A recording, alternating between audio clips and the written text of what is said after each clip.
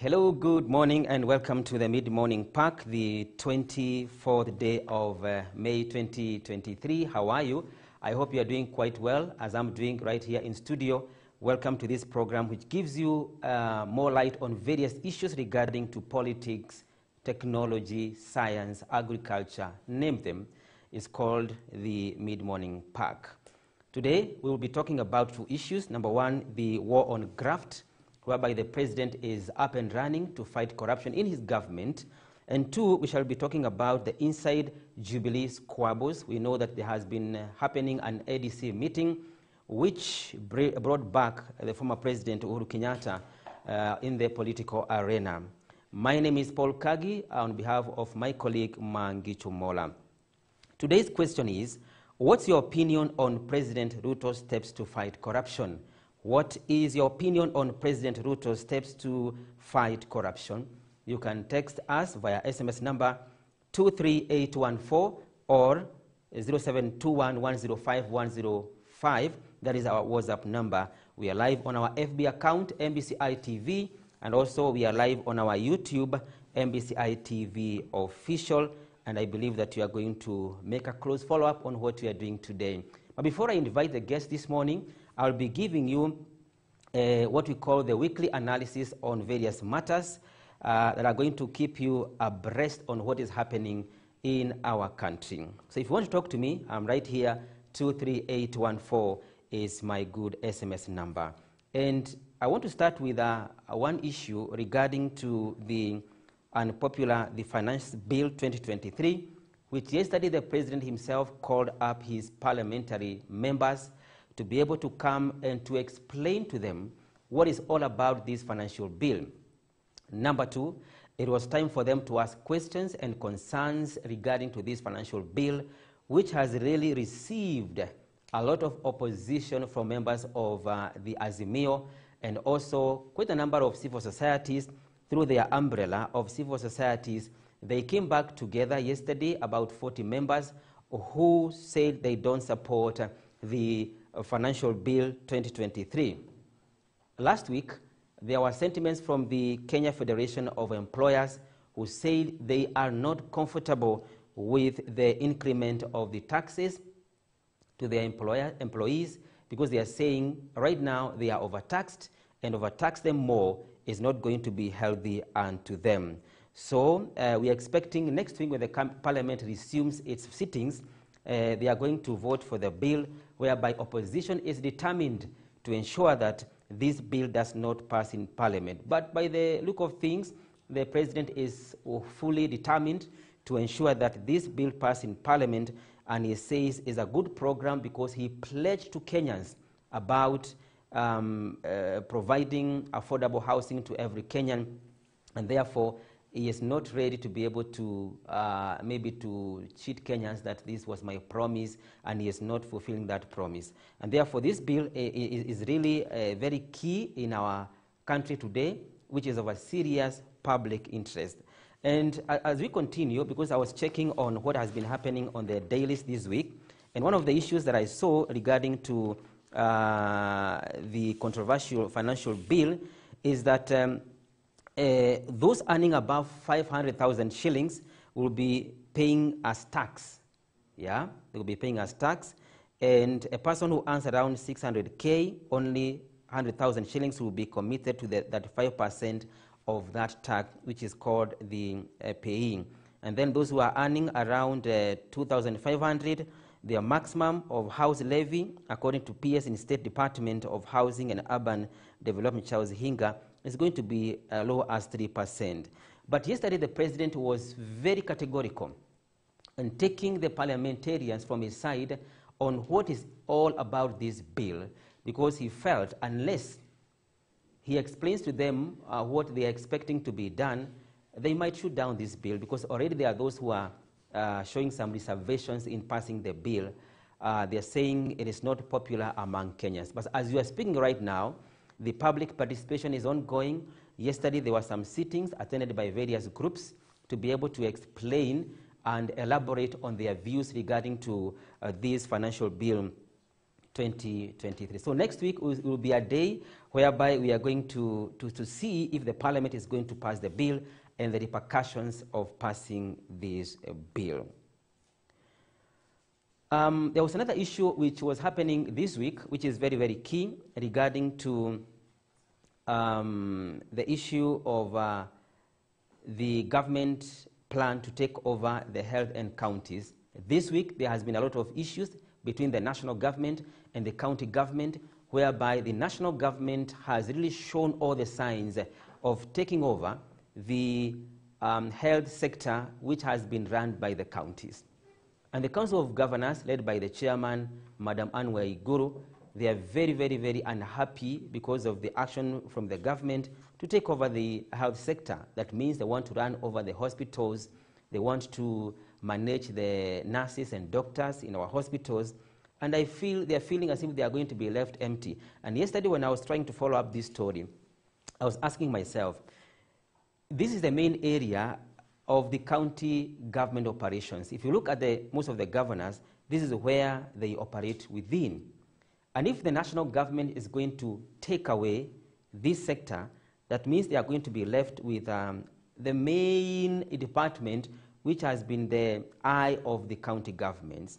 And many people, especially for the nurses organizations, the union that manage these nurses and doctors, seem to be leaning towards the government taking over the matter of sector because of what has been happening for quite some time. One of the issues that has been raised is that the county governments have been totally unable to manage the health department. And since they took over, there are some series of boycotting work, by the nurses, by the doctors, because of poor pay, because of delayed payment, because they are overworking themselves, and they are not receiving new members in the union as employees, as nurses and even doctors. And therefore, they are feeling as if the government is going to be their savior in the next few months or 1 year regarding to the health functions. And therefore, we are waiting to see whether the Council of Governors is going to engage the government once again one-on-one to be able to secure this sector, which is very, very key to them in the running affairs of the county. And we are aware the county governments have really invested a lot of money in the health sector. But what has failed, and everybody knows, when it comes to managing the staffs in the health sector, yeah? There are not enough nurses, there are not enough doctors, and then counties don't have money to be able to employ new staff. But they are receiving levies from the hospitals. So we're waiting to see how far this is going to go. But as we're speaking right now, in the month of February, the president met the unions, officials, and they discussed about this matter, and it's as if they agreed they must retransfer those functions to the national government. In the county of Kericho, something is emerging there in the tea sector. We know since the beginning of this year, we have been having some issues in the tea sector, whereby, number one, there was allegations of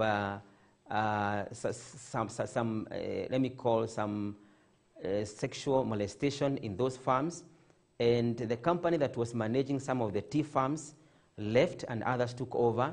And this matter, as it was trying to rest, another issue is emerging, whereby those companies have really brought the tea plucking machines, which they feel is coming to destroy the operations. And some of the youth who are there, who are used in tea plucking, they are saying this is one of the ways to deny us the jobs that we have been doing for some time. And what is happening right now is that these young men and women went and they blazed all the machines by yesterday, and some of the companies closed doors yesterday because there are no way they are going to operate without machines. Those chaos in Kericho, overtouching of tea plucking machines, has really been condemned by the county government of Kericho and the Ministry of Agriculture. And therefore, we are waiting to see how the ministry is going to handle this matter. It's not the first time this matter is coming up. Some years back, we had an issue with when I think court was really fighting the introduction of plucking machines the machines that can be able to do a work of many people. But people from that area feels that this is one way that is going to deny them a source of income, which is very true. And therefore, by the look of things, after talking with the company and their unions, and they saw there were no lights at the end of the tunnel, they decided to take laws on their hands, and they set ablaze some of the machines. The other issue which is coming up in our dailies in the following 1 week is regarding the meeting, which I think we are going to discuss with the guests this morning, regarding to the Jubilee Squabbles which are going on. But by yesterday, there was a PS who resigned from the cabinet, citing personal reasons. And this lady is called Esther Ngero, who resigned yesterday for personal reasons. He was the principal secretary for the correctional services. Yeah, she is the first person to be able to throw the towel for personal reasons, and the president welcomed his resignation and acknowledging her for the work she has done the months he has been sitting in that ministry. And she is one of the PSCs who are transferred from the previous assignment. And prior to being appointed PS, Ngero was CEO of Dalbit International Limited, overseeing the company petroleum products operations in East and Central Africa. And she has quit when the government is really working hard to ensure that the ministry is aligning its operations. There was a threat by the Azimio side, two threats. One is Raila now hints at return to protest if the planned talks fail. Yesterday, they withdrew from the bipartisan talks which are going on in Nairobi to be able to bring into rest some of the issues they have been raising. And the talks are between the government and the opposition. And yesterday, they withdrew for 1 week, citing some, what they are calling, there are no goodwill in the talks. Particularly the terms of engagements, they are being violated by their other side.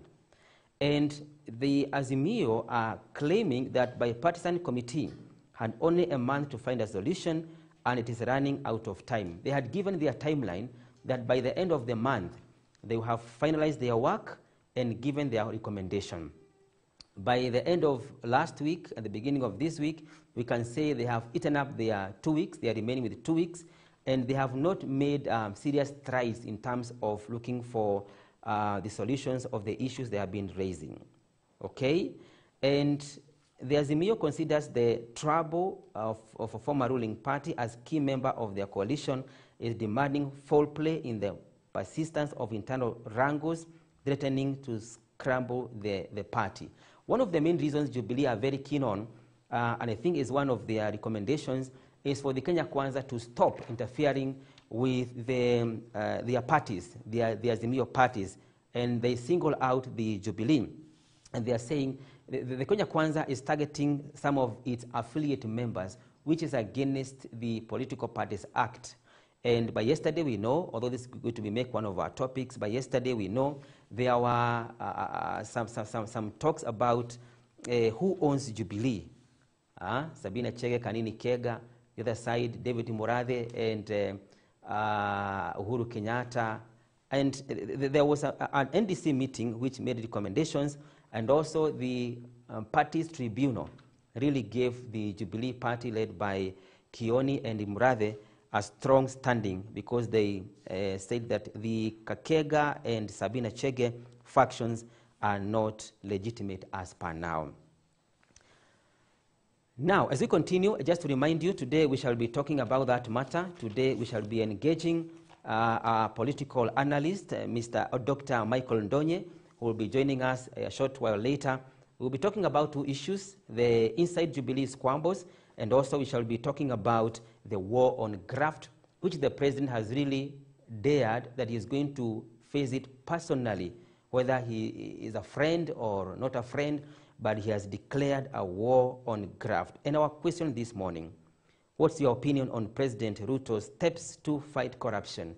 What is your opinion on President Ruto's step to fight corruption? You can give your sentiments on SMS number 23814. 23814. You can also check on us on our WhatsApp number 0721105105, our FB account MBCI TV, our YouTube account MBCI TV Official. My name is Paul Kagi, and we continue with our analysis before we invite our guest this morning. Have you ever asked yourself about how the schools are operating despite high cost of living? And we are aware that the principals are not allowed to raise school fees without notifying the Ministry of Education. But by now, things are coming different because the principals are crying foul because of the rise of cost of living. And these principals are in a big dilemma as cost of food and essential supplies rise day and day. And they are saying, their union have warned that unless the government releases capitation fund soon, some schools will be grounded. If the government is not providing resources to be able to fund this free primary education and also free secondary tuition, then the principals may not be able to operate as we may think because of the high cost of the living.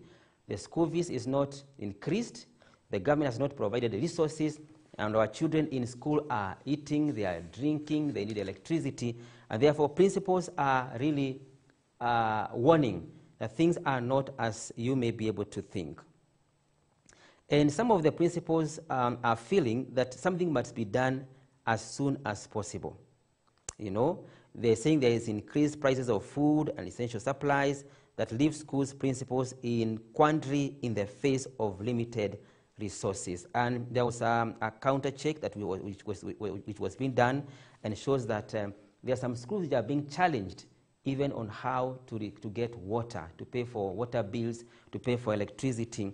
And the worst will be if those departments decide to cut off those services, then the rest is going to be a difficult situation. There are some schools also which are paying teachers who are employed by the board of directors. They need their salaries, and if there is not enough money, they are also at risk of losing their jobs. And early this month, the Ministry of Education directed the head of schools to update students' details in NEMIS.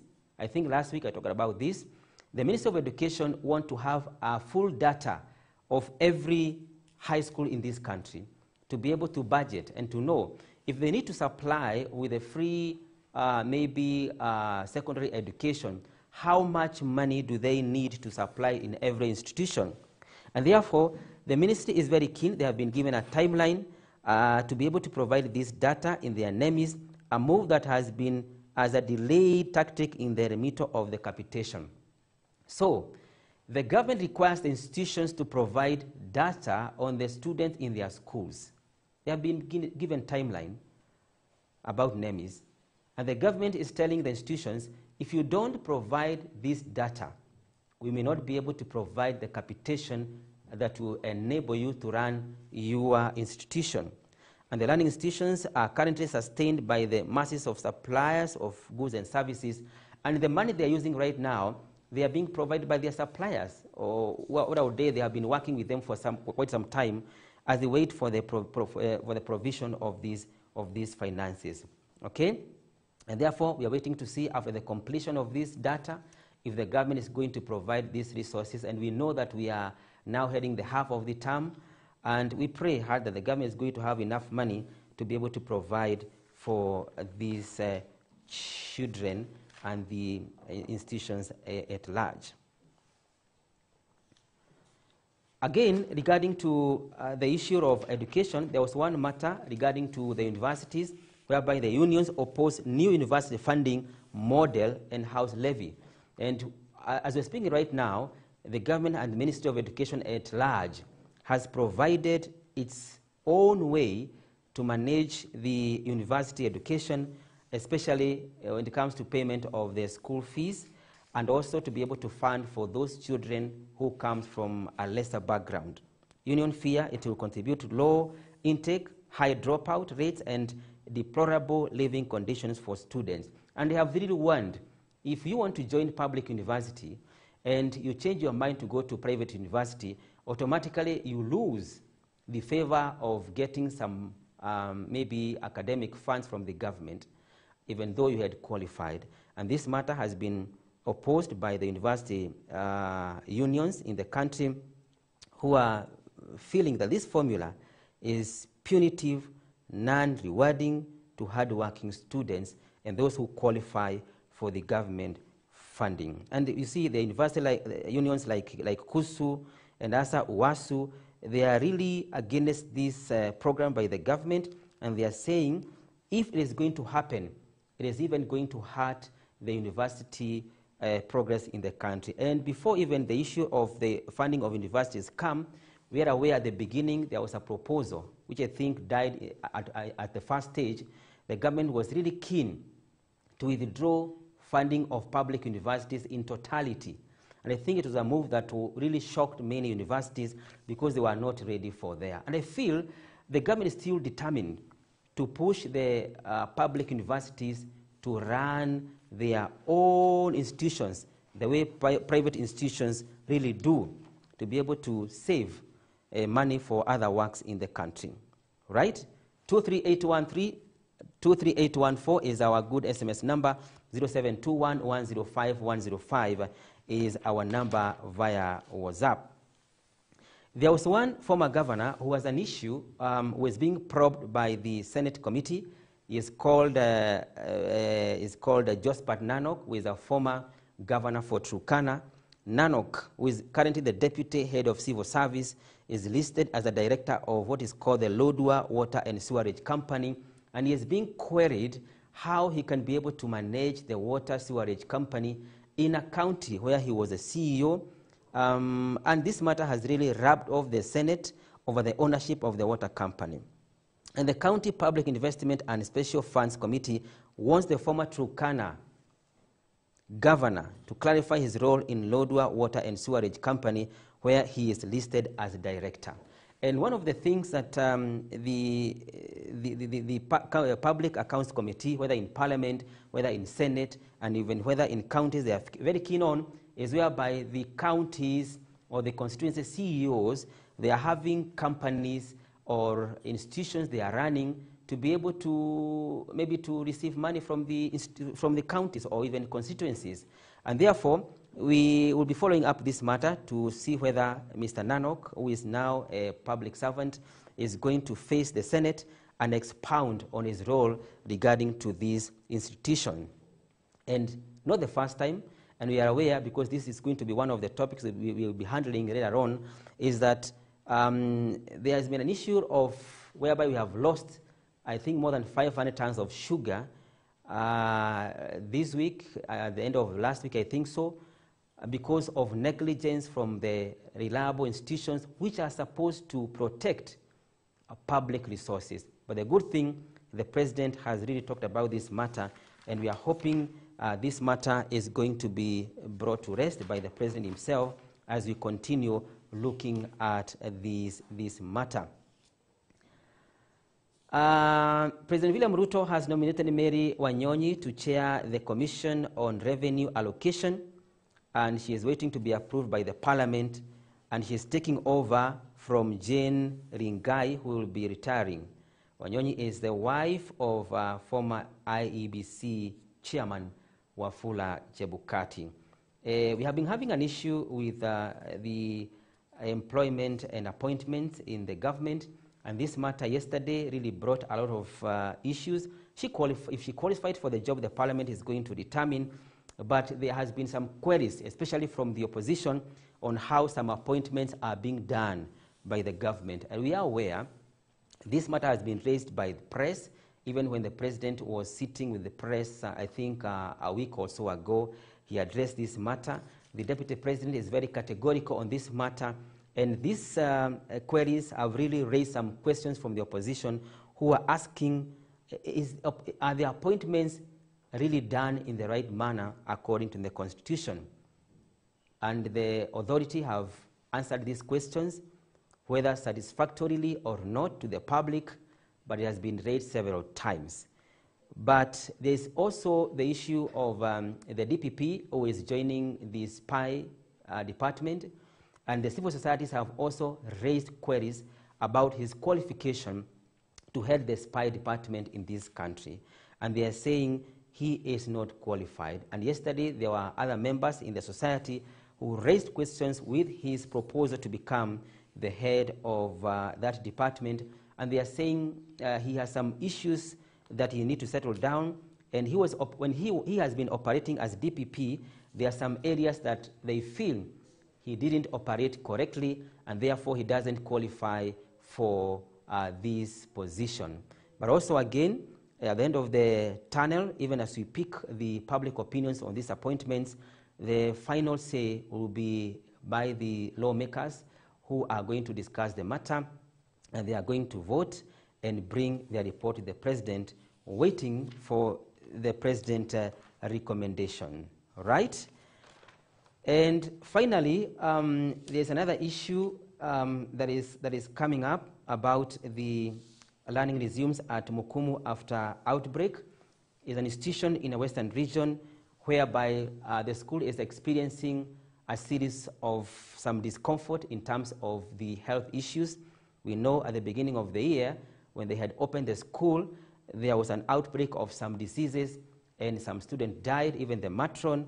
And after they resumed the learning, the beginning of this term, there were some issues again came up. Other students were sick, but now the learning has resumed after the Ministry of Education and the government has restored normalcy at the Sacred Heart Mukumu Girls High School after 2 months of uncertainty. Yes, following the disease outbreak that killed 3 students and a teacher. But Education CES, Ezekiel Mashogu, and health counterpart Susan Nahomicha closed the school after at least 500 students fell asleep. But by today, the 2 departments have agreed on how they are going to manage that school. And not only the Mukumu Girls School, but also other institutions that are experiencing some challenges. We know they're experiencing the challenges of water, sanitation, and the ministry should go to visit those institutions to ensure every public institution has met the requirements from the Ministry of Health and the Ministry of Education in terms of sanitation, in terms of maybe the children per class, for the sake of many issues that may arise, to be able to come out of this challenge that is being experienced at Mukumu Girls High School, not to expand into other institutions. And also we are aware there are many schools which are experiencing some water problems, yeah, because of the number of students they are managing. And therefore, the Ministry of Education with the Ministry of Health should engage their officials in the counties, like the way it was being done there before. Now, these officials, instead of staying in the office, they go and visit these education institutions to be able to understand and to learn if they are operating in a way they are not risking our children in school. And before I close over to our guest this morning, today we are having Dr. Michael Donye, who is a political analyst, and today we are talking about 2 issues which I want you to participate also. We'll be talking about the issue of corruption, the war on graft in the country, and also the Jubilee wars. We know this matter has really drawn a lot of public attention, and I'm asking you this morning, what is your opinion on President Ruto's steps to fight corruption? What is your opinion on President Ruto's action and steps to fight corruption? You can post your opinion on the following numbers: SMS 23814, WhatsApp 0721 105 105. You can also catch up on our FB account, live MBCI TV, YouTube MBCI TV official. My name is Paul Kagi. I'm taking a short break. I will be right back after this.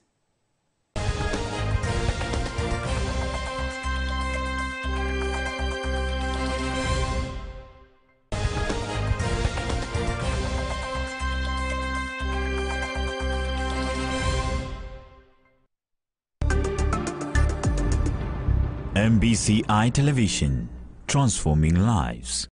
Alikufa kimchezo, kwa kizungu utasemaje? He died praying. He died praying. Way to go. Congratulations on messing this up for me. Alikufa kimchezo, kwa kizungu utasemaje hivyo? He died like jokes. Ukitoka leo unaenda kesho, si ndio? Ukitoka kesho unaenda lini? Unaenda kesho kutwa. Endelea. Kesho kutwa, kesho ijayo. Ukitoka leo unaenda kesho. Ukitoka kesho unaenda wapi? Kesho kutwa. Baada ya kesho kutwa? Kesho kutwa kutwa.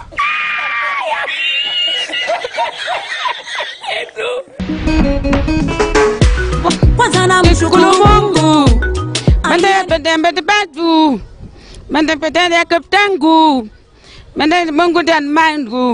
Go and come back next week.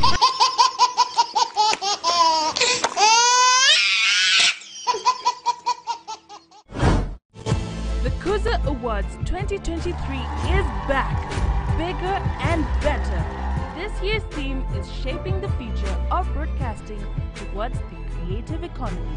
To vote for your favorite broadcaster, MBCI TV and radio, send a text message with the word Kuza to 15601, and voting is absolutely free. These are the simple steps to follow. Text the word Kuza and choose your language of choice between English or Swahili. Select your favorite radio station countrywide as MBCI Radio. Select your free-to-air TV station as MBCI TV. Choose your favorite paid TV service provider and favorite regional radio station as MBCI Radio. Voting will run from 28th April to 28th May 2023. Thank you for voting. The Kuza Awards, celebrating excellence in broadcasting. Welcome to Shirdi Trading Stores Nakuru, the hardware that delivers high quality products. Mimi ni Engineer John Karanja. Sisi trade name yetu ni Georgia Engineers. Supplier wetu mkuu ama yule supplier wetu mkubwa naitwa Shirdi Trading hardware stores na ako Nakuru. Na hii chuma yote ambayo tumetumia kujenga hii kanisa tumechukua kwake. Mabati kama mnavyoona, mabati ni special length. Kuna mabati mrefu sana sababu hii mabati sio standard size. Kwa hivyo tunafanya order through Shildi na anatuletea kutoka Corrugated company ya mabati Mombasa. Ukitaka chuma standard yote nunua kwa Shildi Trading Stores. Our main distribution center and godown is located in Nakuru Industrial Area, opposite Kenya Power Depot, with a branch located at Nakuru Eldoret Highway, Shabab Roundabout, opposite Total Petrol Station. For more information, call us on 0701 600 101 or 0711 600 101 or 0735 600 101. MBCI Television, transforming lives.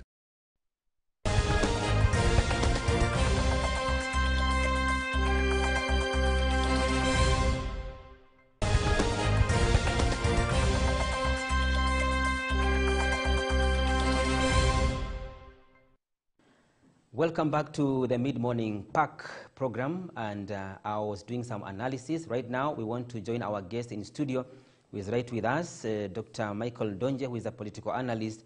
And today we are talking about two issues. One is about corruption. The other one is about the Jubilee Squabbles or wars. But before we continue with the two topics, I want to welcome my friend, Dr. Michael Donje, to the program.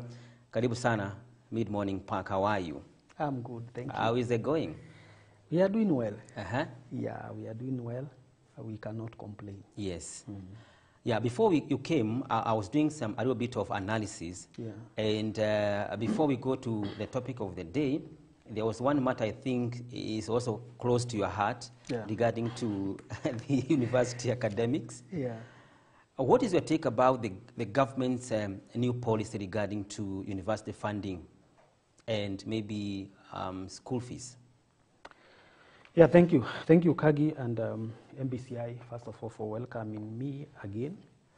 I think the issue of university funding has been going up and down. If you read the history of how it has been happening, at the history of university funding, the way the government has been going away from it. It did not start now. those who were at the universities in 90s, they will tell you different stories of how they used to enjoy the booms, how they used even to have free food. And as time went by, you remember even the time of Kibaki, that is when now they started removing some benefits here and there. Yes. And then the universities increased. Actually, we have very many universities now as we speak, very many public universities, which were given charters during the time of Kibaki, when he was actually ending his term. And it complicated the matter even worse when during the Uhuru government now the government put away the what they used to call the Joint Admission Board, JAB, and they introduced COOPs.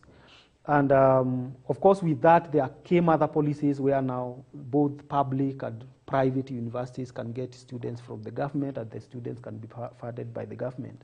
But now President Ruto's government is coming to undo some of the things that the previous regime had done. Yeah. And one of them, as you said earlier, is actually to make sure there is no funding for students who are proceeding to private universities. Yeah. And that would mean if a student now chooses to go to private university, they will lose the benefits that they are supposed to get if they were to go to a public university. Yet they are qualified just like those who go to public universities. I think it is going to bring a lot of pull and push, especially between the university, the unions, and the government. I don't think either way is going to benefit us. What I can say, I can predict is that at one particular point, the government will have to sit down with the stakeholders and listen to what they are saying. Yeah. Let them agree on what they think is best for them, and then after that now they can implement. But as for now, because the committee that was formed by the government to work on the same, I think it will mostly want to implement what the government would want to hear. But it does not work like that. I think the government must let the stakeholders determine what they want. And the stakeholders involves both private and public universities, because all of them, they are stakeholders in offering higher education in this country. Yeah, away from funding and also placing students in universities, there was one matter I think the government was very keen on in terms of funding the universities, the public universities. Yeah. In your own opinion, do you think if the government withdraws all the funding totality from the public universities, they can be able to run their affairs correctly? I don't think, because I think what they said there will be no that funding. I don't think it will be possible for public universities to run, because it means public universities will have to increase fee in order to be able to fund their programs, to fund their projects and such. Yeah. So I don't think with that kind of agency, it is going to be possible. Remember, at one particular time, public universities campuses were closed, and they were told to go back to the main campuses. Yeah. Public universities were discouraged from offering courses outside the main campus unless they split those courses. So it becomes a bit hard and complicated to see how the public universities are going to survive with that kind of a decision. Okay. Yeah. All right, thank you so much. And now we can be able to change gear to our topic of the day. And we can start with the issue of the Jubilee Party, which was once a ruling party. Yeah? Is it for 2 terms? Yeah, say for 2 terms. For 2 terms. Yeah, because the president was Jubilee. No, it was 1 term. The first term was Jubilee Coalition. Yes. So it was not Jubilee Party. Jubilee Party was made toward 2017. They consolidated now the coalition to be a party, the alliance. So it was a 1-term alliance, but it was forceful. There is no big difference between the Jubilee Alliance and the Jubilee Party. Yeah. And there's one thing that is coming up here, regardless of what has been happening in the Jubilee Party. Do you believe that despite having in our constitution or the Political Parties Act, that this Political Parties Act in Kenya is fully operational? I think so. The Political Parties Act, first of all, is guided by the act which is actually put on force through the parties. The parties themselves, they participate in that. Yeah. And from there now, it is a matter of legal issues. It's a matter of legal versus political issues.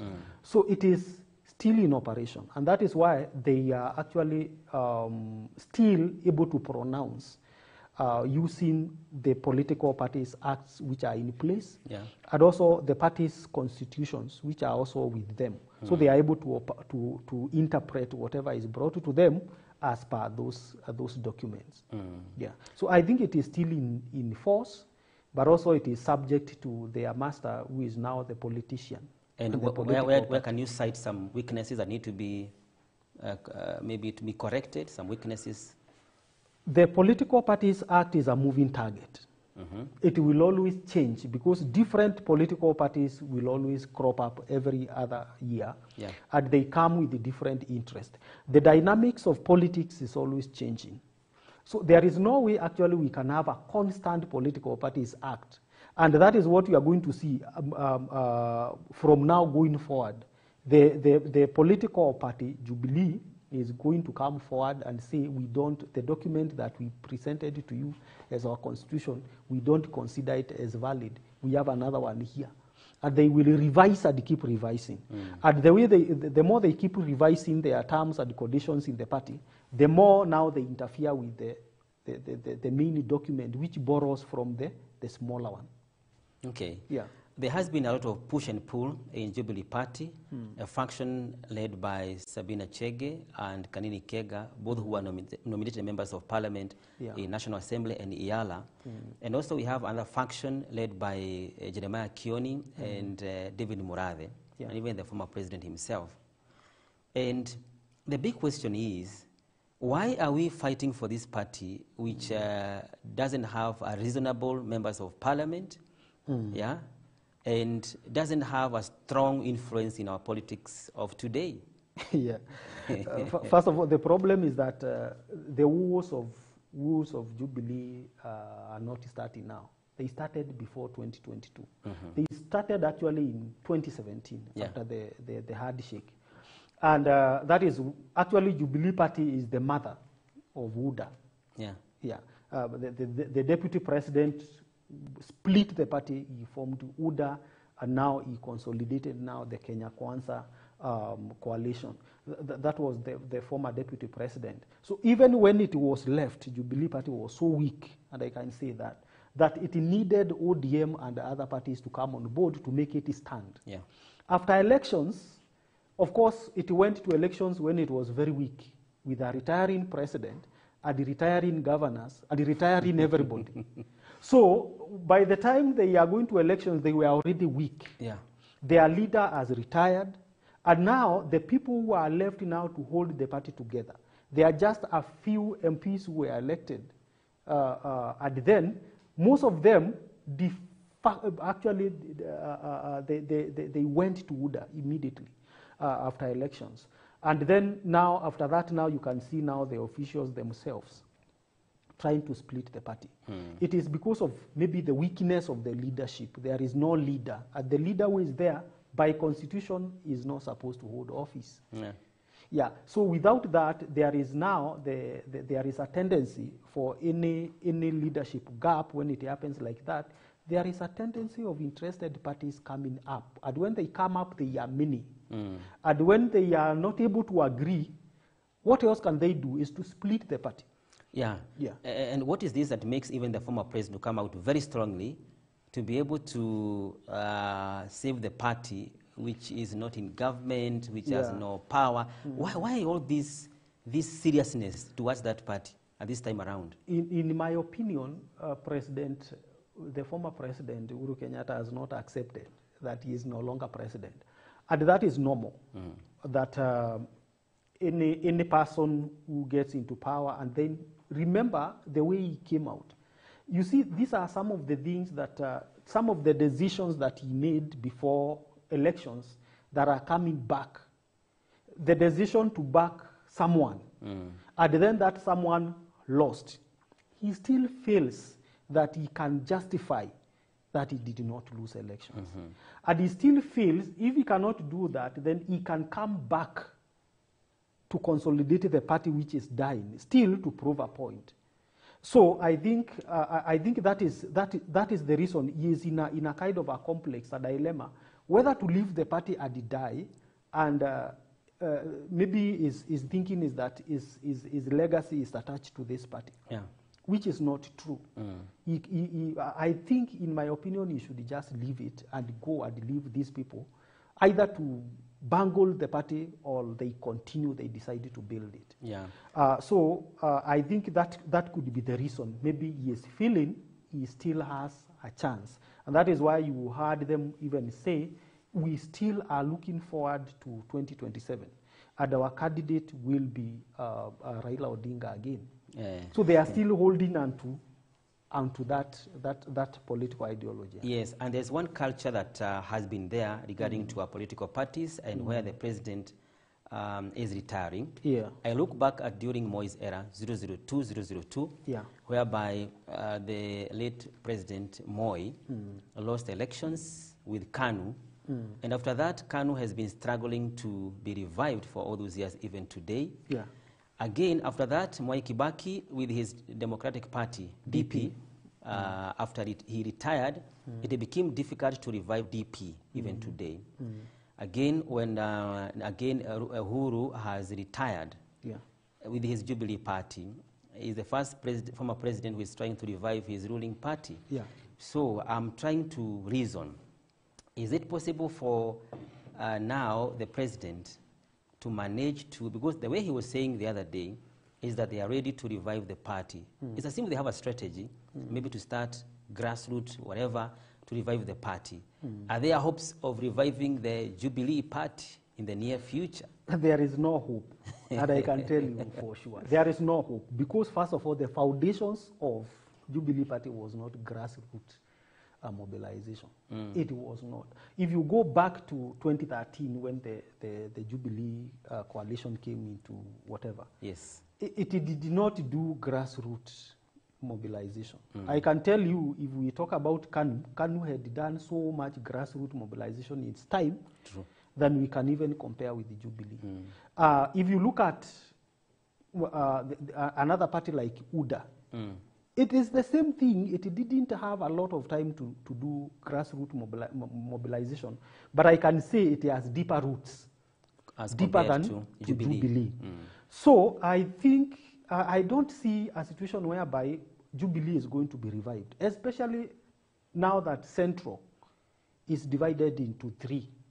We have the UDA, we have the Jubilee 1, we have the Jubilee 2. Most likely, the Jubilee faction, which is now actually becoming now aggressive against now the Azimio coalition, where Uhuru Kenyatta is aligned. Most likely, those people are likely to end up in UDA, in Kenya Kwanza. And I can tell, I can say that without even contradicting myself. They are likely to end up there. And that is why even those analysts who are very keen, they are able to know Kanini Kega is being fought by Uhuru Kenyatta. Uhuru Kenyatta is in Azimio. Is it Kanini Kega being fought, or is it him who is fighting back? Either way. But you see, they are enemies. Yes. Okay. Here there are two enemies, Kenya Kwanza and Azimio. Afraid of your enemy is your enemy. True. An enemy to your enemy actually is your friend. Yes. So there is a function here which is becoming an enemy of Azimio. UDA is an enemy of Azimio. So that enemy of Azimio, other one, is their friend. It goes without saying that they are likely to end up in Kenya Kwanza. And that can explain the reason as to why yesterday, the last 3 days, you saw even the Azimio calling off the bipartisan talks. It was not because they disagreed, no. Is that one of their actually one of their demands is that William Ruto should stop poaching Jubilee. Yes. Yeah. They are very categorical on They that. are very categorical on that. So immediately they saw now there is another person who is splitting. How do we attack the person? If we attack the person, is a direct enemy. They are still direct enemies. Our enemies are, we only have one enemy. We have created another enemy. These enemies are friends. Yeah. So that is how I see it actually from my end, and I'm not seeing Jubilee reviving. I'm not seeing Uhuru Kenyatta reviving Jubilee because for what ends? Yeah. What interest does he have? Because a political party is a vehicle. It's a vehicle to take someone to power. And let's go back to the Mount Kenya region where the party has strong following before. And don't you feel that if the Kenya Kwanza fails to satisfy their supporters from Mount Kenya region, things they promised those people in terms of reviving their coffee sector, reviving their tea, and also milk, roads, if they are unable to satisfy them, that the Jubilee Party is a standby party who are going to come again to be able to take advantage over that loophole. Unless they form another party, but not Jubilee. That is one. Number two, in politics, this issue of coffee, your farming, milk does not count. What will count with the Kenya Kwanza is to make sure every politician or majority politicians from Central are in order. And that is all. Not what the issue of these other roads, they don't work in politics, I can tell you. You mean? Yeah, they don't. What works is that if the party is able to win most of the strong leaders there, that is all.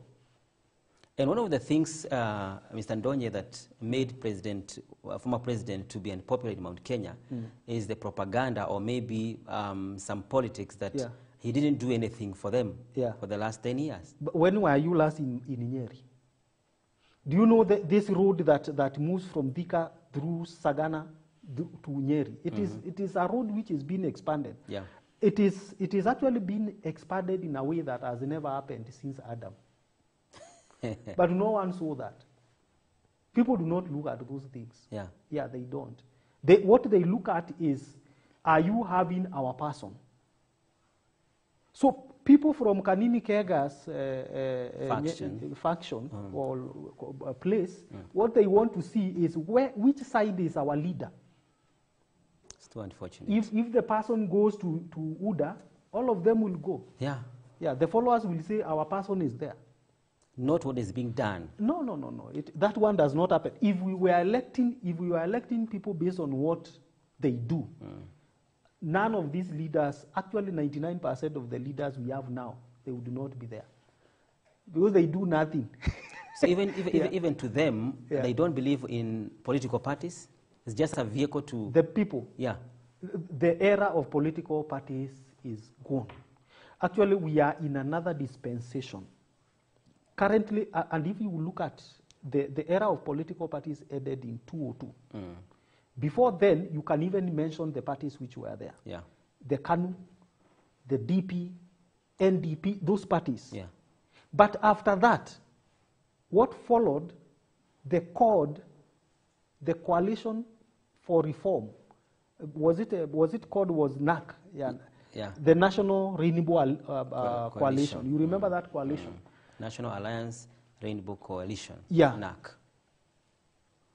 That actually taught Kenyans another way of winning politics, the way of coalitions. Yeah. After that, there has never been a political party in Kenya. Which one has ever won elections? A political party? None. In 2007, 2005, that is when ODM came. And there was the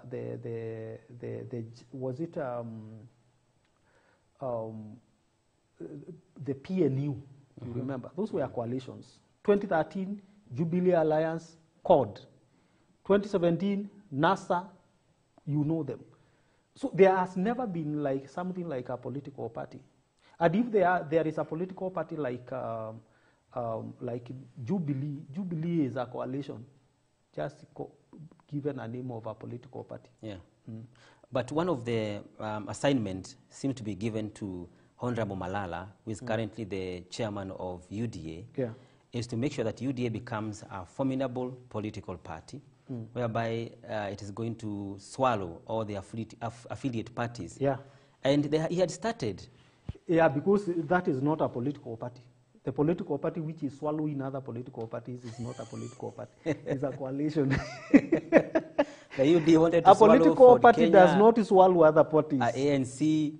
Yeah, it's a coalition. So what he is just saying is that they are going to form a coalition where other parties are going to come on board so that they form a formidable force that will help them in 2027. Yeah. Yeah. So their aim is just to fold the other parties, just like Jubilee did. But do you believe that I have followed the president, one of his belief and wish is to have a strong national party in this country? The president? Yes. And that's why he is saying that even before they disagreed with the president, he had one agenda to have a national party in the likes of ODM.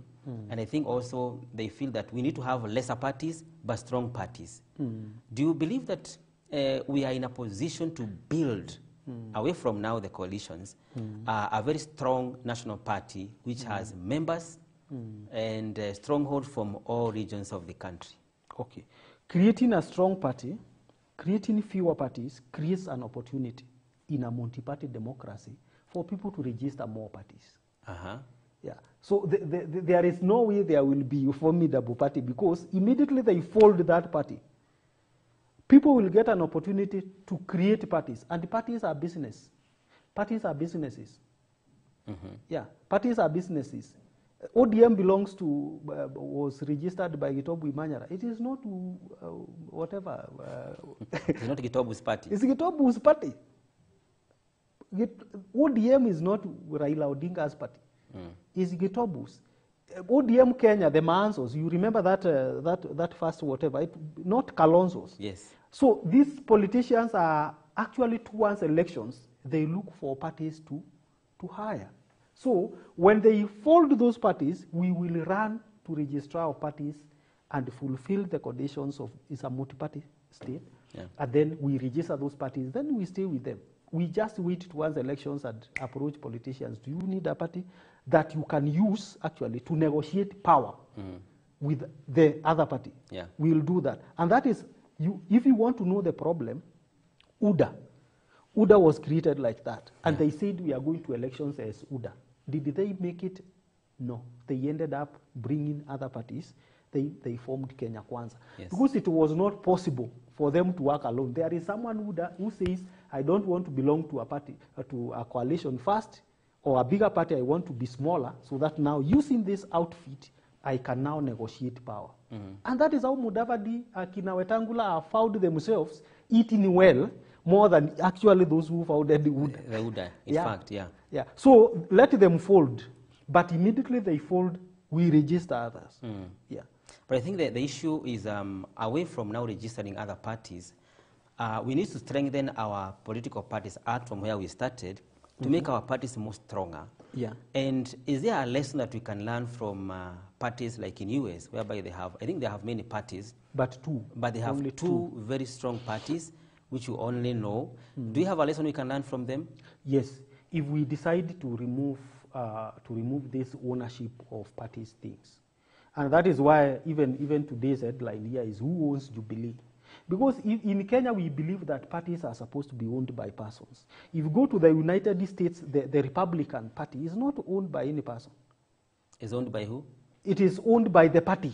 The party, yeah. There is the party. And you see the reason, one reason why even Uhuru is coming back, because he believes he owns Jubilee. It is his party. Yeah. Ruto wants to build, President Ruto wants to build UDA. He believes he owns UDA. And when he retires, he will retire with the UDA. Yeah. So unless we come out of, even Tanzania itself is more advanced in terms of party formation than Kenya. Actually 1,000 miles. In what sense? Because they have one party, CCM, which has stood. But it's not a single party state. But you see now, that one, no, it is not a single party state. There are other parties, but there is that one CCM, which did not die with Nyerere. Very true. So if you look at what we have now, you can even say KANU. KANU is more of a non-personal party than it appears. Yes. It just appears. But even the KANU itself, you realize, still not able to rise to the occasion. So unless we create a party through the constitution, because we can create parties through the constitution and say these are the parties. How? So Because let the delegates now have the power. In Kenya, we do not have the power of the delegates. They make decisions, and the decisions will be overturned by the court. The decisions will be overturned by this. They just go to the meetings for acclamations. Yeah, the owner will come and say, this party is mine. Actually, in Kenya, we have one party which was owned by Oginga Ondinga. The party that is led by Wetangula. That is the only party I can say it is not attached to a person. They can go anywhere. Of the Ford Kenya. That is a strong party. And you see it changes hands. It changed hands from Oginga Ondinga. It did not go back to the sun. Yeah. It went to the likes of Kijana Wamalwa, then Kijana Wamalwa had, but you see even now, it is becoming a Luhya party. Yes, slowly by slowly. Slowly by slowly. Yeah. It is becoming a Luhya party. So unless we establish some mechanisms of legislating for national parties, but you see now in a multi-party democracy, it cannot work. Yeah. And you see the people who are expected to help in legislation of those kind of parties are the members of parliament who are purely affiliated to politics and some parties. They cannot allow you to change laws which are going to affect you. Yeah, because a politician will always favor that which gives them favor. A politician does not just pass things. And that is why they cannot accept even some bills like Punguza Mizigo. Wanauliza, who came up with that bill? It is a good one, but am I going to benefit? No, I better run with what is going to benefit me. That one is good, but it is not beneficial to us. So politicians will always follow the course of whatever is going to benefit them. And so we don't expect them to legislate for parties when they know, when they are there actually, all of them, they think they can be presidents. They need to be contesting for presidency in 2027, and each one of them wants a party. Yeah. And I think also, as I was asking you about the lesson to learn from the Americans' two democratic parties, I've been thinking about those parties. They have very strong ideologies for years. Yes. They believe on different things. Yeah. For many years. And the members of those parties still affiliate themselves with those ideologies. Yeah. Day one even to now. Yeah. I think that is where we are losing the mark. Yeah, because in Kenya, politics have no ideologies. Yeah. Right. And you know, an ideology, largely an ideology, you are born with an ideology. An ideology is a character. Yeah. For example, if you go now to the elephants and the donkeys, those parties, the Republicans, elephants and the donkeys, the Democrats. I don't know how they came up with the symbols. But if you go to those who want to be donkeys, they have ideologies.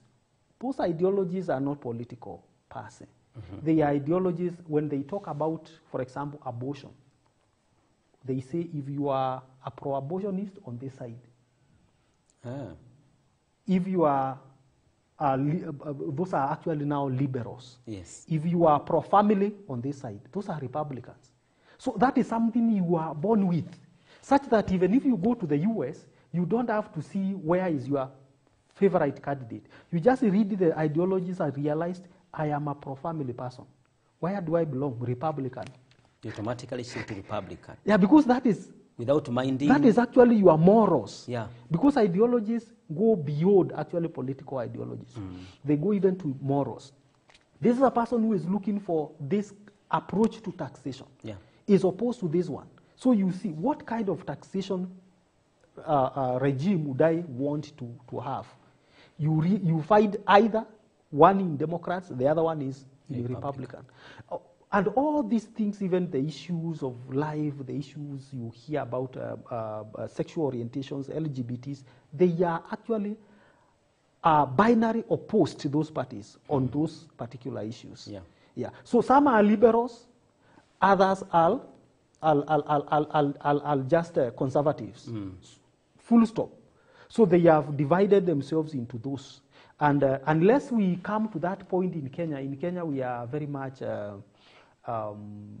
divided when it comes to those things. It depends on who is talking about them. Yeah. And we don't even understand what ideologies are to be followed. But I can tell you this, it can still work, because at the end of it, it will work. If you look at the 2010 referendum, constitutional referendum, the church always follows the conservative. Because the church is conservative in its way of doing things. Yeah. The Christians, not even actually the church, even largely also Muslims, you realize they are conservative. They want to preserve religion. Yes. Any political party that wants to associate themselves with the preservation of religion, and that's conservatives. That you can, if you go to US, they would be Republicans. Yeah. Any other liberal who says that we need freedom of this, freedom of that kind of things, they now belong to the other side of liberals. So at the end of it, I'm seeing a situation whereby in the future, we will still consolidate ourselves and find ourselves going alongside those ideologies, because they will form us. Yeah. They will consolidate. That time, that is when now you will find now those who are conservatives following a certain cause, those who are liberals following another cause.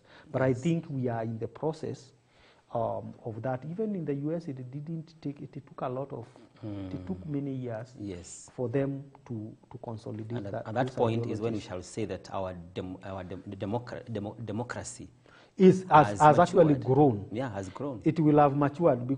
If even these things you hear, you see, there is this issue of the housing tax, blah, blah. That's socialist. It is very hard. We are in a capitalist society. And that is why you could hear even those who are interviewing president in the State House asking, I have earned my money, I have worked. Why should I give money for another person? That's a capitalist. A socialist would think that the money you earn is ours. And therefore, you should be taxed more so that I live better. Yeah. If you go to the United States, those are ideologies that divide between the Republicans and Democrats. Democrats think that the rich should be taxed high, so that now, and the poor should be taxed less. And that is why you hear now the Republican belongs to the rich. Well, they refuse that kind of taxation. They want to say we are totally capitalist. We have earned our money. Why should we share what we have with you? And someone will say you are not working.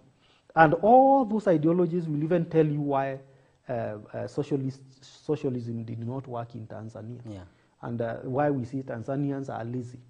Because if you can benefit, if you can just stay like that and someone is working and you benefit from them, why should you work? We all go to sleep. We'll all go to sleep. So capitalism has got its own, and I think that was a big confusion from President Ruto. And that's, I think that is my personal maybe desire to see one day that we are living in a country where political parties are standing on specific ideologies for long, not on a shorter period of electioneering period, but for long. I think that is where we are looking forward to go. Yeah. It will be a good development in our political arena. Yeah. I think we can stop there because our time is gone. We have another issue we need to handle. And before we join our reporter on the ground, that is Vincent Kimutai, we want to talk about corruption. It's not a new issue in our country, but in the last 6 months, when we have a new regime, we have not heard so much about corruption until this month, when we had a KEMSA matter, And we had a sugar issue scandal, and maybe others which will be coming up. And one of the interesting things regarding to this war on graft is when the president himself came out clearly and said, I am going to personally handle the issue of corruption, whether by friend or by foe, I'm going to face it by person. How do you take this start on the war on graft by President William Ruto? Okay, thank you. My thinking is, my opinion. First of all, corruption bites back. Corruption fights back. You remember that politician, I think it was Michuki, who said, I don't remember whether it was him, who said the tail is the tail which is here in Nairobi. The head is in Juba. So I wish him well in fighting that corruption. But it is going to be hard because of two reasons. Number one, corruption is fought intentionally. Intentionally means the president, why is it that the matter of Kemusa has come immediately? Even the sugar was not there, of course, but Kemusa. Yeah. Politicians will interpret and say he is trying to fight the former regime because they are actually largely implicated in Kemusa. Okay, how many people have been acquainted of corruption cases from the time President Ruto was sworn in and they are in his government? Quite a number. By the court. So is that corruption? There's no evidence. So is corruption when it is not in the house, but when it is outside? Because that is what we should ask ourselves. And that is what complicates now the matter, the fight for corruption. Until that time when we will have a president who will not have allies who are not corrupt, that he will come and crack the whip to everybody, including if that person is in his house. That is when we will be able to win that. Otherwise, what we usually have sometimes are side shows to say that we are fighting corruption, we have some case here and there, and in most cases, those people who are actually not on our side. And that is why you saw even when President Uhuru was retiring, there was a lot of accusations of corruption on the Ruto side. But his side was clean. Yeah, it was very clean. Now it is just a flip of the situation. We cannot succeed in fighting corruption with that kind of approach. And it will still be hard because by the time he is finishing to fight the corruption of the people who are not his side, he will fight it in his house. What will he do? He would spare anybody. He will. He will spare them. It fights back. Yeah. And that is why you even see people who are implicated, you see them, they were in State House. You know, corrupt people know how to trap you. Yeah. Yeah, corrupt people know how to trap you. They even take photos with you. And then when you implicate them now, they bring the photos so that you can sing it together. So it's a well choreographed. Yeah, I don't think, I wish him well, but I don't think he will be able to take it away, to take a different approach from the one which was used by Kenyatta. He will still preserve his people. Yeah, and again, we look at the DPP, Nurdin Haji. He has been accused of collapsing many cases in courts. Yeah. How does it interpret in terms of the commitment of the government, which must work also with judiciary and legislature in fighting corruption? Are they working hand in hand or they are independent? DPP is an appointee of who? Head of state. Yeah. So when he was collapsing those cases, he was hired by the president. That's the direct thing. Any person who is appointed by the president is actually there to actually advance the interests of the president. So we cannot say actually he collapsed. Yeah. He works under orders. I appointed you, my man. Akiitwa hivi State House, yes sir. Yes sir. Hiyo kesi ishe. Yes sir. Hiyo kesi iende, yes sir. Yeah, prosecute you, yes sir. Hiyo ndio, you know, we created a constitution with a lot of loopholes. Even when we talk about the judiciary, who appoints the Chief Justice? Of course, people will see is the Judicial Service Commission. Yes, the Judicial Service Commission do not appoint; they just propose names to the president, and the president selects one. So it remains. So at the end of it, the SAR is not actually the master. Is not the JSC. The master is actually the president. I'm the one. I chose you. I left another one. Yeah. And that is why even President Uhuru could even defy the JSC and tell them, you have given me names of judges. I'm not going to appoint them. And when Ruto came, he said, I appoint you. And they were appointed. Yeah. So if he wants justice to go his way, he's just calling them. Yeah. Okay. We have our guy on the ground regarding to this matter of the corruption. And I think at this juncture, we can cross over to Vincent Kimutai, who was speaking to people on the ground to hear their sentiments and their opinion regarding to corruption. To you, Vincent Kimutai, if you can hear me. Shukran sana Paul Kagi, ukiwa upande wa pili wa studio. Na hivi leo kama mnavyozungumza hapo studioni, niko hapa kuweza kuzungumzia swala nzima la ufisadi humu nchini.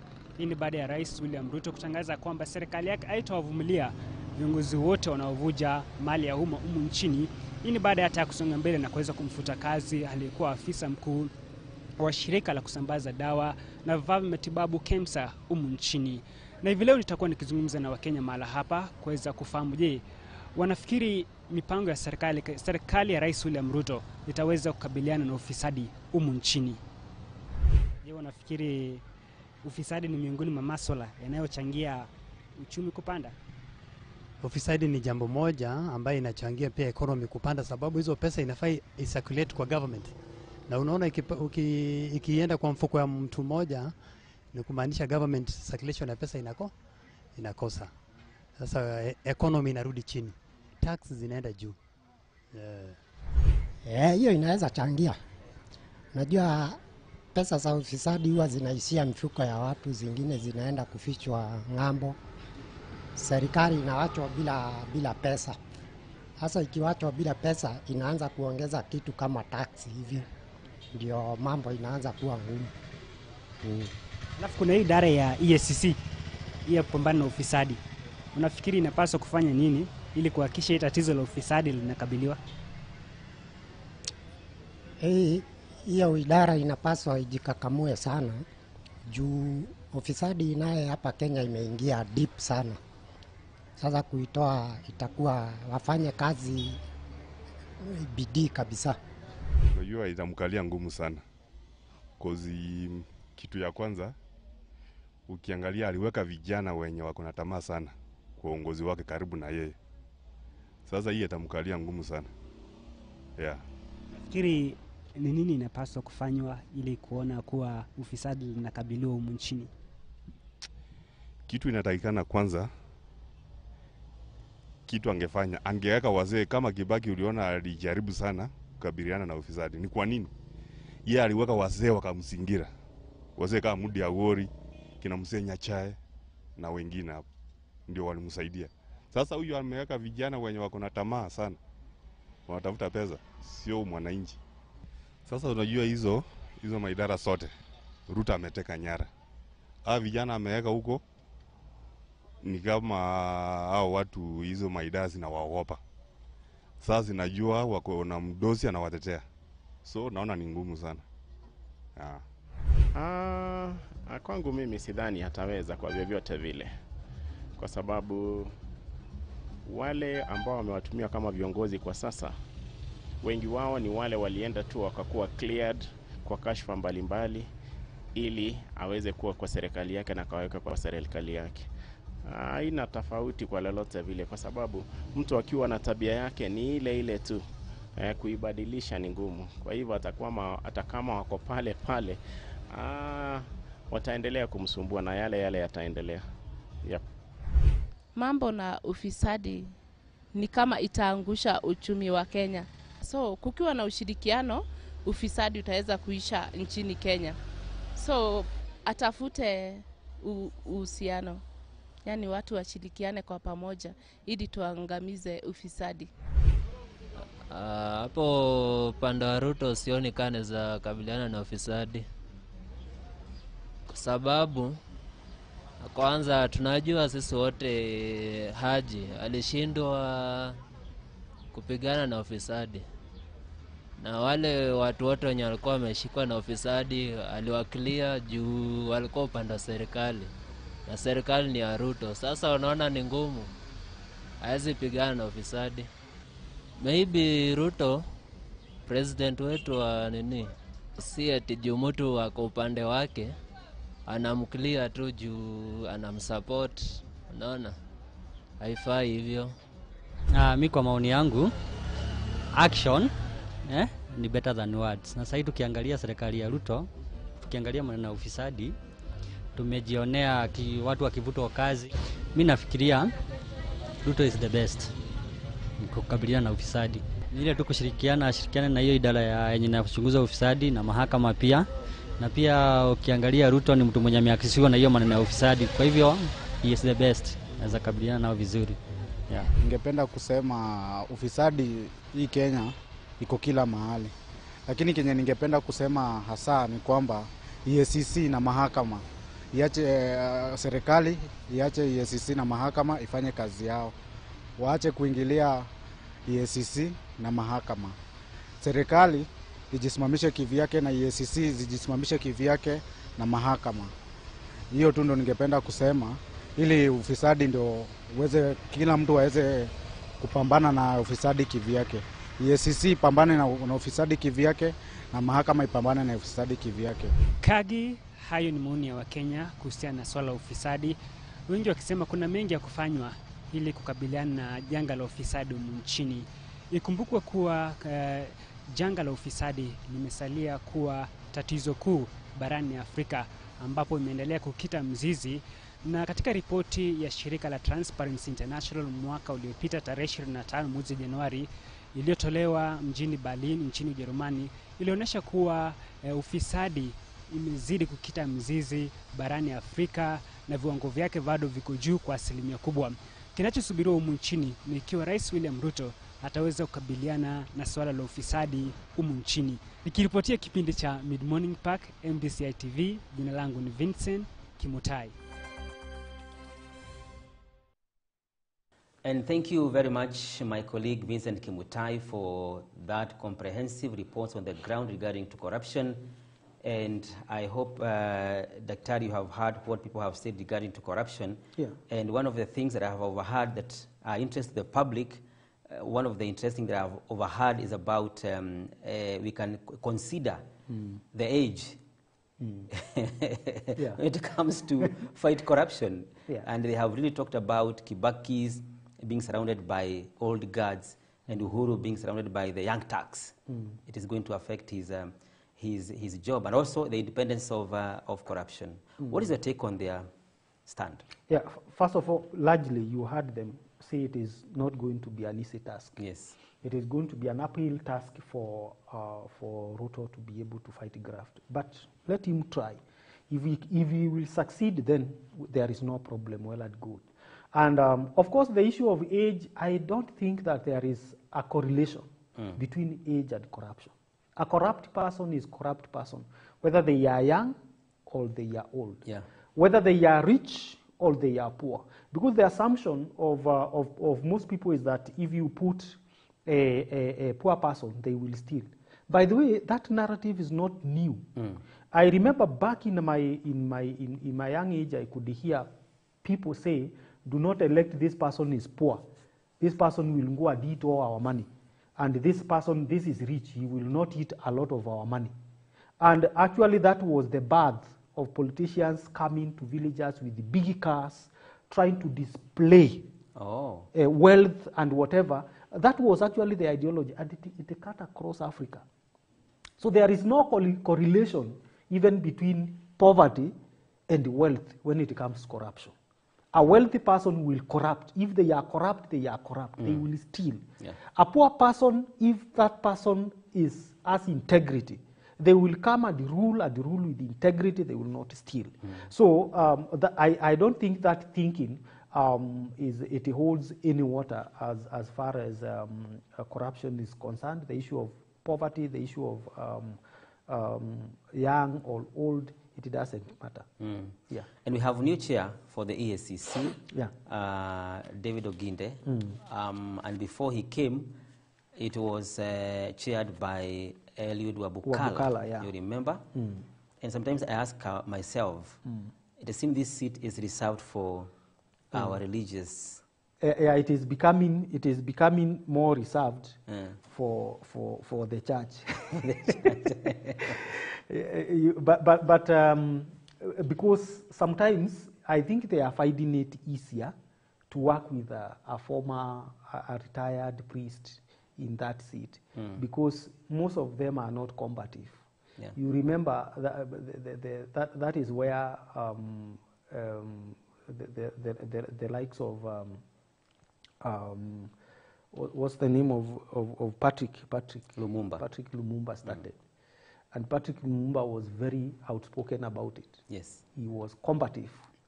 And when you are combative in such a place, then you bring a lot of problems. Yeah, as you say, they fight back. In most cases, we are not going to find, I don't think we are going to find any value from EACC as long as they have decided to use it to bring, let me say, church people, thinking that they will work. You know, a priest is a priest. They are supposed to be quiet people. They don't speak.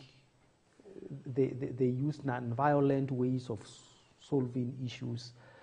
Corruption is violent. There is no way you can fight corruption using non-violent ways.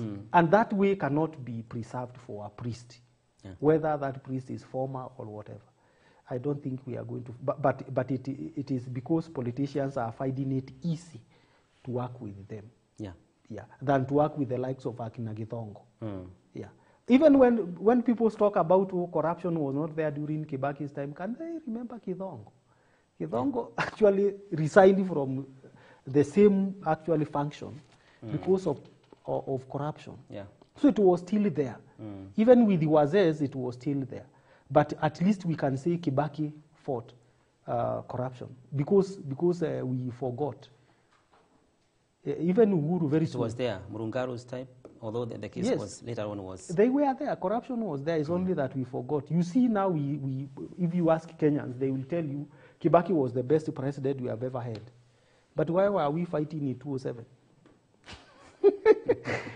So in terms of human rights, Uhuru was better. We did not fight. No one was killed. We did not kill each other. Yeah. But during Kibaki's time, we killed each other. Yeah. But now, we have had the issue of corruption in all the regimes. Moi's time, he tried his part. Yeah. Kibaki tried his part.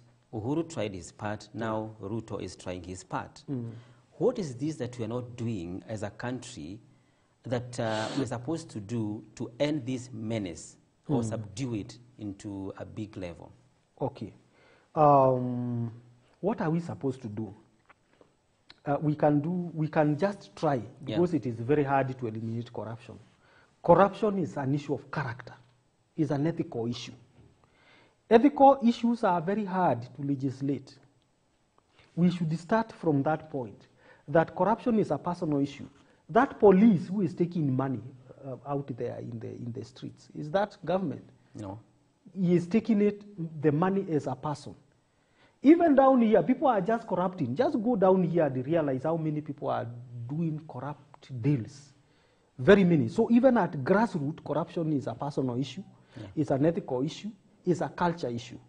So what we can do is just to reduce the mega corruption that happens at government level, in government institutions. And how do we do that? Is actually to make sure we put people there who are actually clean, But who are clean people? All that, you know, the only way we can end corruption to some extent is to have a dictator. Yeah. Do you know why people were praising the late Magufuli? People were, we called him a dictator, yes. But why was he called a dictator? Because he could fire you in the streets. If you are corrupt, he could just sack you, have at that moment. Go to, make sure you don't follow the due process of the law. Because corrupt, what we call actually the judiciary, the legal system protects the corrupt. Yeah. So as long as we have the judicial system, the law that protects the corrupt, and of course that is its nature, there is no way we can fight corruption. Therefore, if we want to fight totally corruption, we must have a dictator who will go against the law and arrest people, and those who are convict those who are accused of corruption without letting them go to the courts. Because immediately they go to the courts, they have lawyers. Yeah. Yeah. They can easily influence their cases. They influence actually easily. It is easier to win a case in a court of law if you have a good lawyer. Yeah. You will steal all the money and still go and win. So we cannot fight corruption, first of all, through the law. It's too unfortunate. Yeah, we can only fight corruption if we have a totalitarian a tyrant. Does that mean that who will come and arrest people? Our laws are not good for handling corruption cases? Law itself is not good? Law in all its forms and manifestations, law is meant actually to give relief to the criminal. So when you are through bonds, through bells. That is the foundation of law. And that is why even those who were there during the time of Karl Marx, you listen to those people and they will tell you the law was created for the rich to protect themselves from the poor. Wow. And that is why you find someone has stolen a lot of money, they go to court, they are given bonds, they are released, but you steal a chicken, utafungwa. Yeah, in the following week. Why? That is the nature of law. Yeah. So from a moral perspective, it is very hard to finish corruption. And one of the things, as we near conclusion of the program, that the current government is being talked about is to, instead of adding taxes, it should try to work out ways to minimize or tame corruption. Is that possible as we conclude? Yeah, it is. It is possible for the government to first of all seal the loopholes. And I will actually give you an example that the case we were dealing with in the first place, public universities. Yeah. Why is it that public universities all of a sudden sank? It's because of corruption. So even the government, as they try to revive the public institutions and say this, until they seal those loopholes, and so that public universities are not places where politicians can put their people so that they give them money, they will also collapse. They will continue collapsing. Yeah. So until we seal those loopholes, we can seal the loopholes. The president can seal the loopholes, and sealing the loopholes means hurting some people, including cartels. Yeah. So as to benefit who? To benefit the common mwananchi. But politics do not work like that. Remember, the first time we were here last year, towards elections, when they were giving their manifestos, you remember the time we were discussing about manifestos? Yeah. And I was asking, where will they get that money? I remember. Ruto has no money to build the roads, to pay for subsidies, for the prices of goods and services to come down. The money comes from mwananchi. How does it come from mwananchi? Through tax. So do you want good services? Pay tax. Yeah. Accept to pay taxes. And then say, you give us, when we give you our tax, make sure it is not stolen. And you will see, even if you want an airport in every place, you will see it. You just give the money, because the money is with us. That is how the government works. Because the wrong expectations of mwananchi is that once the government is there, then the government should make things go down, tax should come down. Is this ironic that the mwananchi will say, please, the government should buy our maize from our farmers at a high price, around 6,000 per bag. They will say yes, but they want to buy unga at 100 bob. Yeah. Which miller will buy a bag of maize 90 kgs at 6,000? Then they sell you at a loss. It's not possible. So it cannot. You cannot eat we cannot eat our cake and have it. Very true. Yeah. It's a topic we cannot end. Dr. Michael Ndonye, thank you for coming to us this year and talk about the two matters, about the political parties and also the war on graft. Thank you for finding time to come to us. Thank you. And dear viewer, with that point, we want to close the program, the Mid-Morning Park, this day, the 24th May 2023. And my name is Paul Kagi. I'm wishing you a blessed day ahead. Thank you.